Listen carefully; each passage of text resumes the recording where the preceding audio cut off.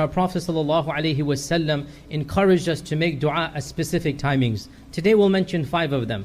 Firstly, our Prophet ﷺ reminded us that on every Friday, and today is Friday, on every Friday there is an hour that if anybody makes dua, Allah subhanahu wa ta'ala will respond to that person. And our scholars have differed when that hour is. The majority say that it is between Asr and Maghrib. So for today it's already gone, but next Friday, between Asr and Maghrib is the most precious time to make dua during the week. So we should emphasize this.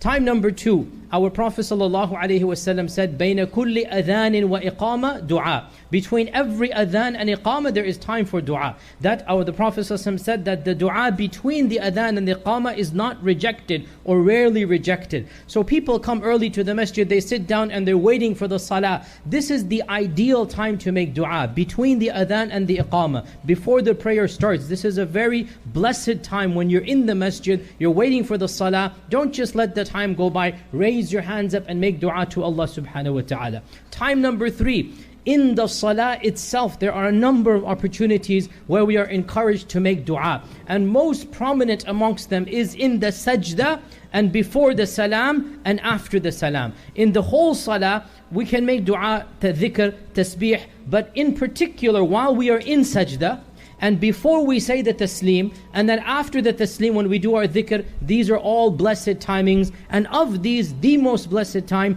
is in the sajda. Our Prophet ﷺ said, the closest that anybody will ever be to his Lord is when he is in sajda. When you are in sajda, that is the closest you will be to Allah subhanahu wa ta'ala. Therefore, he said, increase your dua in your sajda, for indeed the chances of acceptance are high during sajda. So when we fall into sajda, then we increase our dua to Allah subhanahu wa ta'ala. We ask of this world and of the next world, and we ask whatever we need from Allah subhanahu wa ta'ala. Once we have done the adhkar in Arabic, after that, one may make dua in any language, in any salah. Because what is restricted in Arabic is the Quran and the adhkar of salah. Subhana Rabbiyal A'la, Subhana Rabbiyal Azim, Allahu Akbar. That must be done in Arabic. Other than this, once you have said Subhana Rabbiyal A'la, as much as you should, after that, you may make dua in any language for the needs of this world and the next, even if it is in the fard salah.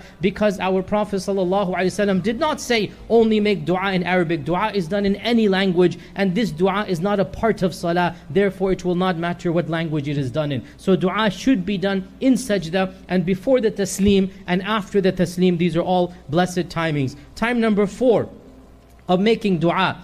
The Prophet ﷺ said 3 are the du'as that are rarely rejected. And one of them, he said, As-sa'im idha aftar. The one who's fasting at the time of iftar, when he's about to break the fast, these du'as are never rejected. Every single day we have a gift given to us of a free du'a time. Every day when it's time for iftar and we sit down, that is a precious time. Do not waste it in idle chat. Do not waste it in talking about politics and ghiba and namiba and whatnot. That is the most precious time of our day during these days of Ramadan. Right before the iftar, when we sit down, it is time for dhikr and time for dua. So make dua before the iftar, before we eat the iftar, before the date is raised to our mouth. The last few minutes, if we can concentrate on Allah rather than the plate of food in front of us, if we can make dua to Allah, our Prophet ﷺ said, 3 are the du'as never rejected. And one of them, the sa'im, when he's about to break the fast. And the 5th and final one for today, and of course there are many other timings, the 5th and final one